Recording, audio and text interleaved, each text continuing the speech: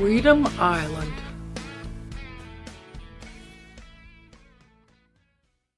Well, all you would have needed, looking at this horrible place, if you wanted to make a zombie movie about the end of the world and nuclear destruction of every form of life, all you'd have to do is just pay 4 or 5 people that was already walking around in the price cutter to wear what they already had on, and put a little Heinz ketchup here and there on them, and have them stick their arms out and walk slow, and someone was already walking slow enough, and you could have just brought them over the median and then the other lanes of traffic and put them over here in this hellhole place, and just had them walk around amongst the ones that was already there, and you would have had a movie. You could put it on one of them compilation DVDs, you can get at Walmart's or someplace where they'd give you 10 horror movies for $3. That would be Bloody Zombies in the Tore Up Vacant Lot. That would be number 8 out of your 10 when, whoever you're married to has already fell asleep. And you just kind of go back and forth and look up, and every once in a while there's one that bangs into the fence and then turns around and goes the other way. And they'd mix in good with the people that was already there. I was not too concerned that any of the people that was hanging around in this area was going to knock me in the head, although, they looked also kind of unpredictable. And there was several kinds of crime going on. I hate to laugh, but every bad thing that people do, they were all doing it. Not even caring. Nobody looked. Nobody cared. Right across. Well, it's not exactly right across from the price cutter, but it wasn't that far. And I just tried to act like I couldn't see any of it. And they was just mostly involved in their own negotiations and arguing about the cost of various criminal activities and, where else they could go to get better criminal activities performed than what this offer was, and things like that. And just general smack talk, and I don't know. And then people was talking to themselves vigorously and with their whole heart about what their situation in life was. And I think that's the part where Evandro was trying to show me, because obviously we could have just come up, got our groceries from the price cutter, and then just turned around and gone back on that same side of the sidewalk. We didn't have to come up around here. I think he was worried about me, and he thought I might go wandering here and there, too far from Vivian's house by myself, and that he wanted me to know what I was going to run into. And it was like when I was a kid, there was one neighborhood that was worse than my neighborhood for white neighborhoods. The black people was more poor than the white people, so their house was more tore up, and their street was more tore up, and their cars was more tore up, because they didn't have even what money we had. But we had a neighborhood that was in between where we lived and right strictly downtown, and the bus would go through there, and I had somebody to look down on, which wasn't something that happened to me too often. But I'd look out the window and I'd think, well, at least we don't live here. There was shoe stores that shoes was $2. So I thought, well, at the dollar store you can get a cheap pair of baby socks, or, a washcloth to wash your face, maybe 3 of them if they wasn't very good ones, or a dish towel. The dollar store, it's got okay stuff in it. There's food to eat in there, and I have ate food from the Dollar General and Dollar Tree, and I've lived. But a pair of shoes that only cost $2 new, they must just be vinyl and cardboard. I don't think they could make real shoes for $2, could they? Although, now that you think about it, there's people over at the ocean that live so much worse than us. They probably think we're rich as creases, So, maybe, if they only pay them 5 cents to make the shoes, maybe they can sell new shoes for $2. I don't know. A lot of that stuff's tore up now, those old stores and stuff that I looked at through the bus windows when, heading downtown from where we lived, and they've renovated some of that area and more upgraded, like, places where people could sit out on the sidewalk and have their sandwich on a patio table and out there and stuff. So it looks a little better. I don't know what happened to the people that used to live there. The only person that really interacted with us as we was walking away from the horrible fall down building place there that was out on the street or out on the ground, the grass anyway, near the street, was a big old guy that must have played football surely when he was in high school. And then he had gained a little bit of weight since then, not muscle weight for sure. And his eyes just looked bewildered, I would say. And when I come up and Evandro came up along the sidewalk there, that guy, I think he thought he was like a protector of the people that was just wandering around getting in trouble of various criminal natures and wandering around talking to themselves and stuff. And I think he thought we were dangerous, that we was gonna, I don't know what he thought we were gonna do, but that big guy, I don't think he ever had a moment in his life that wasn't problematic, that wasn't dangerous. No wonder he was like a watchdog all the time, right? And then he wanted to set me straight, but then he was also scared of me. And I don't know what he was scared of. I had on blue jeans, and I had on some slip-on shoes that's kind of, not suede, but that kind of brushed leather, I don't know what it is, kind of fuzzy almost. I had them on. And I had a red, white, and blue t-shirt that they gave out at the gas station where we used to watch fireworks. And I had on a light denim jacket, kind of like a barn coat, had big patch pockets on the side. It was a Land's End one that I think Mom got at a rummage sale. So I don't see what I had on would be scary. And I don't think my face is scary or my hair is scary, and I wasn't looking mean or anything, but this big young man with the kind of bewildered eyes, he would come up close at me with his body all squared up, and I thought, well, he's going to knock me down. And then the first time he did it, I thought about how the downside of having Evandro give me the lighter things to carry, which was nice of him, but I didn't have nothing to fend off this big man with. I thought, well, if I had to whack him with this price cutter bag, I got a loaf of bread, I got 4 boxes of macaroni and cheese, got some cocoa mix in a pouch. I don't think it'd even tickle him.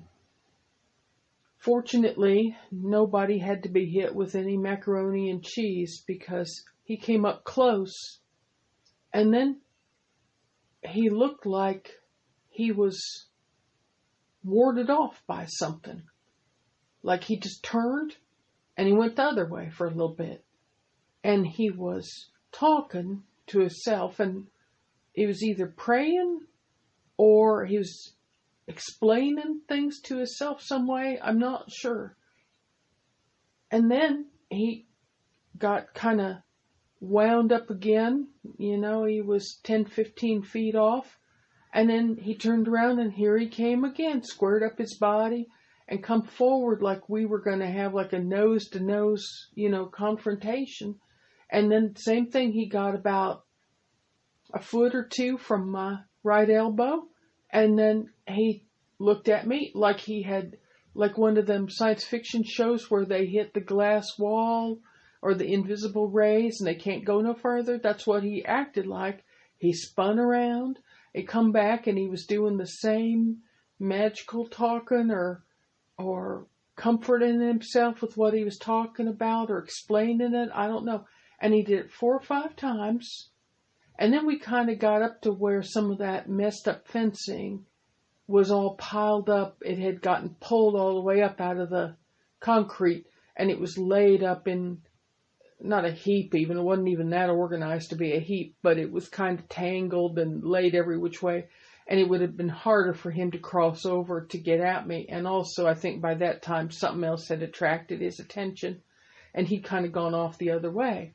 So I looked over to see what Evandro made of it all, and he was just a mellow fellow. He wasn't not watching me. It wasn't like he didn't care, but he just stayed in his own little Evandro world, and he was just carrying the bags. And I had a feeling like if it was trouble, he'd tell me to go somewhere else or help me or something, but there wasn't nothing for him to do, so he didn't do anything. And it was relaxing, like. And I thought about how we had gone in the price cutter, and we had got all the groceries and everything together, got the electric bill paid, divided up the money, figured out who was going to carry what, got our shopping bag handles all sorted out, started off the way to go, and then he'd tell me what I asked him to tell me, and then that's all he would tell me.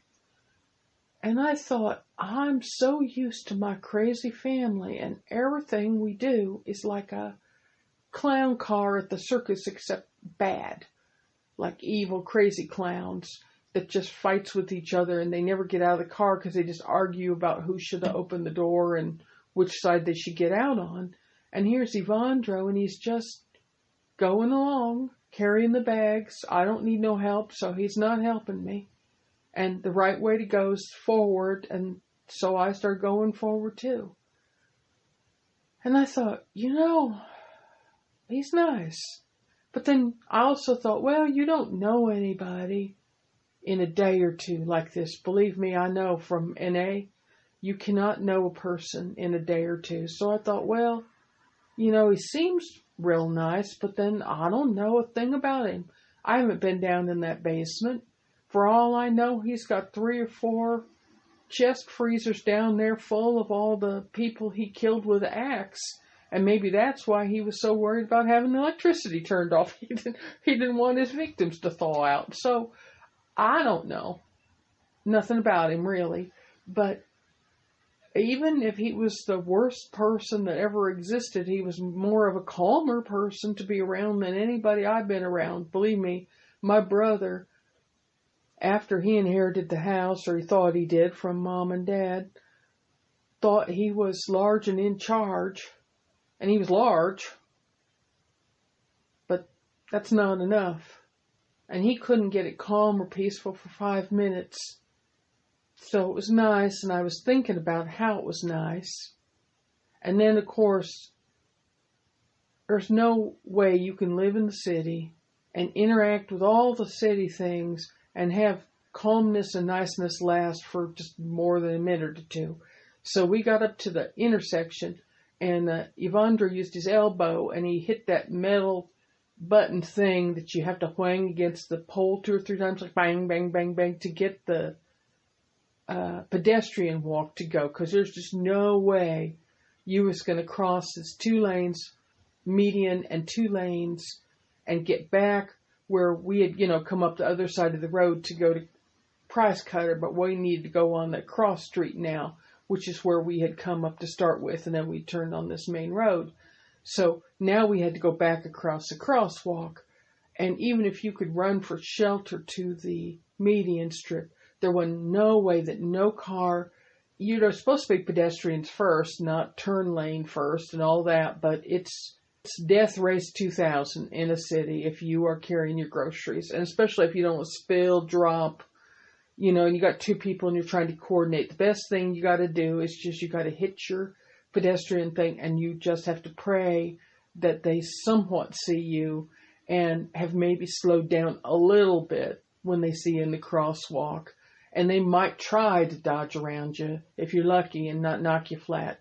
So we were waiting on the thing to change. And of course, here come a car that was, it had already gone from yellow to red. But another thing me and Evandro know from walking on a city sidewalk is you don't step out just because the light turned red. Because for some people, they got some kind of a magical amount of time that they can still go through.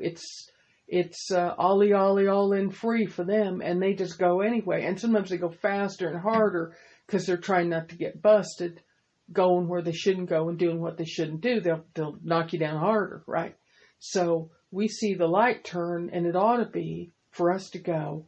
And sure enough, here comes this car. And some woman with the bleach blonde hair that I ever saw in my life stuck her head out the window and yelled something. And I thought she yelled at Evandro because he's got brown skin. And she was a white lady with a mean look on her face. And he kind of made his face like I thought he was waiting for it to come at him. And then it took me a second to realize she was yelling at me. And she said, "Get with your own kind! Get with your own kind!"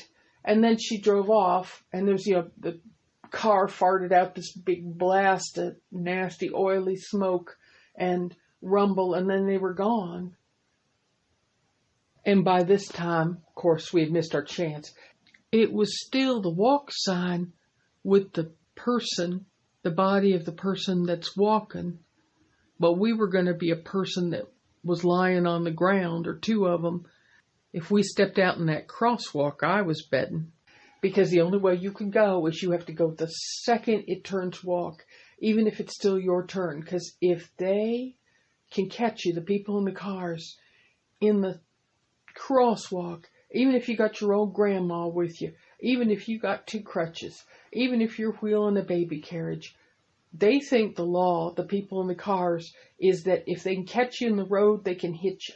And I know from driver ed in high school, the rule and the law is if the person in the car can see the person in the road and they can stop, they have to stop, even if the person's in the wrong place, let alone whether they're in the crosswalk or not. But that is not the law. The people driving a car seem like they learned where they went to high school, or what their mom or dad taught them, or wherever they learned it. But if they can catch you, they'll flatten you. So we had to wait and go through the whole cycle again. And while we were waiting, I saw Evandro looking at me again. Now before, when we passed by the man that was kind of walking up to me and then walking away, Evandro just seemed like he just glanced at me before, like, well, you don't need nothing. And this time, he looked at me, and I thought, he feels bad some way, like he couldn't stop that lady from yelling at me. He feels like guilty, like that because I'm walking with him, she's yelled at me like it's his fault. And of course, it's not his fault, it's her fault, right? But he doesn't seem like the kind of person to say that to. Not that he can't understand English good enough. He can. His English is probably better than my English. Mostly, except for the number 11, but the rest of the time, it's pretty good. But I just didn't feel like saying that would work. And then I thought, what can I say? And I said, I think I am with my own kind. And Evandro gave me just the tiniest little tiny smile. And then the light went green and we took off a step together.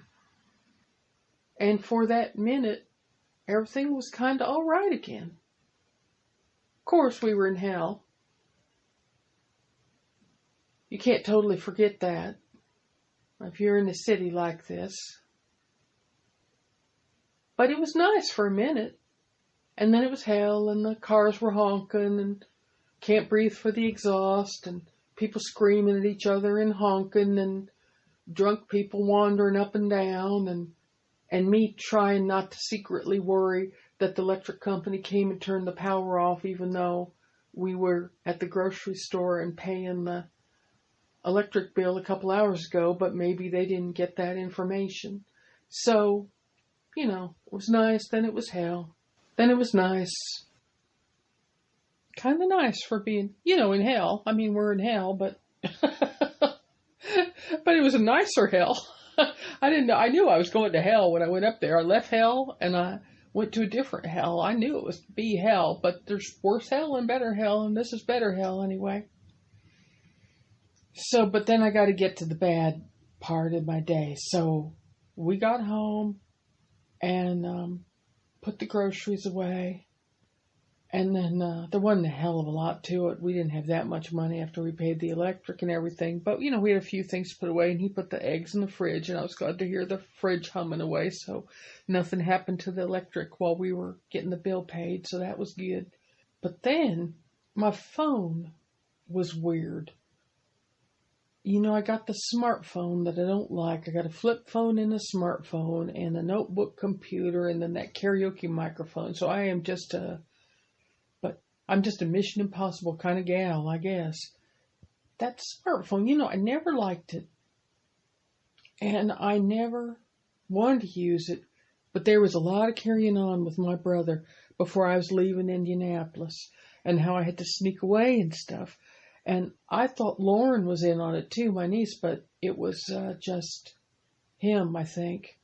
I mean, she might have been looking at my phone trying to, like I said, protect me. I think she was worried about me and she was looking at my laptop. I'm sure she was doing that. But when my phone went away and then my phone came back and all that, I'm sure that was my brother. But then once I had it back, I never gave it another thought. And I liked having 2 or 3 kinds of ways of communicating because I'm trying to get this information about Uncle Boyce and all that. And I have to have it some way saved and then a save of a save in case something happens to whatever I recorded it on. And then I went to use the smartphone and it was weird. It was making redirect me to something else. And then it made a little antenna thing up in the corner a little bit. And then it said coordinating or collating or I don't remember what it said. Something coordinate. I think it was coordinating points or something. I don't remember what. And then it seemed like it was mostly okay. But it was slower, real slow to use. And then there was also a couple things on the menu thing. When you first start up your smartphone, you got your camera and your alarm clock and whatever. And I had gotten 2 or 3 different apps and stuff when I was trying to find out more on the online information about the Uncle Boyce group and that they had wanted me to get that spy encryption and everything. So I had downloaded 2 or 3 things on there. But I thought I had got all that stuff off there. And there was 2 or 3 things that was on that, the symbols and everything. And one of them was called Security Point Plus or Security Plus Point. Or Evandro came by. He said, should he make 1 box of macaroni and cheese or 2? And I said 2. I don't mind to eat it cold leftover.